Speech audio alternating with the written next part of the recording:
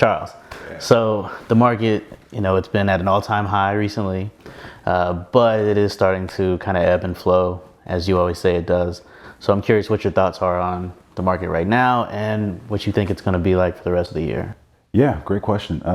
So right now we're in the middle of a bit of a transition, and people are starting to see, due to inflation right now, obviously gas prices are going higher, food prices are going higher, housing is going much higher, rents are going higher. So with all that, people's purchasing power is being eroded. One, because the Federal Reserve continues to print money.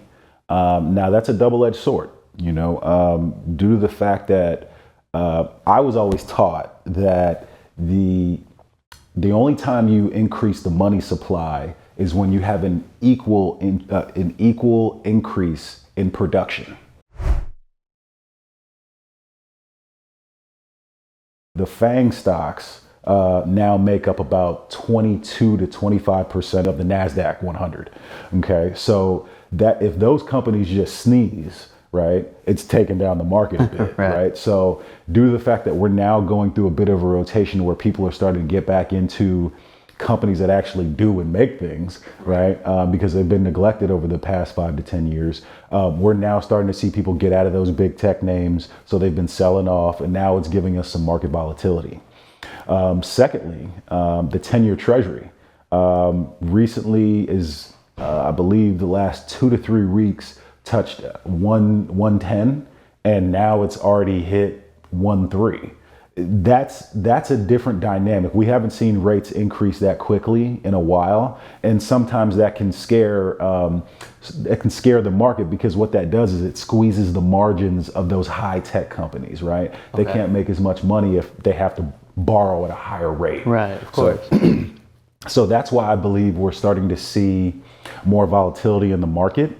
But it's not necessarily a bad thing, due to the fact that we're spending money on, higher lumber prices and higher home prices. That's actually going to have a good effect on the economy, because it's going to put more money in the hands of the people that are going to spend it, right? People who have a higher propensity to spend.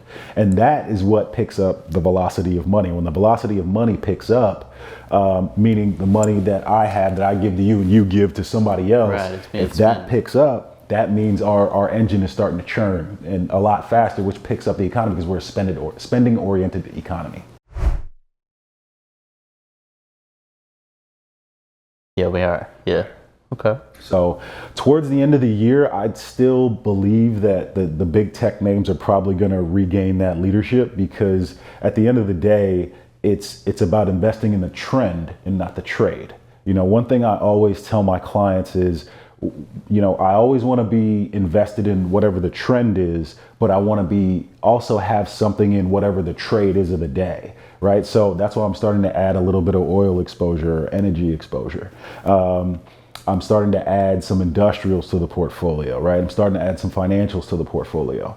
So my clients can take advantage of companies that have purchasing power, and companies that can increase prices over time, so that inflation isn't that big of a bite out of their retirement plans and their cash.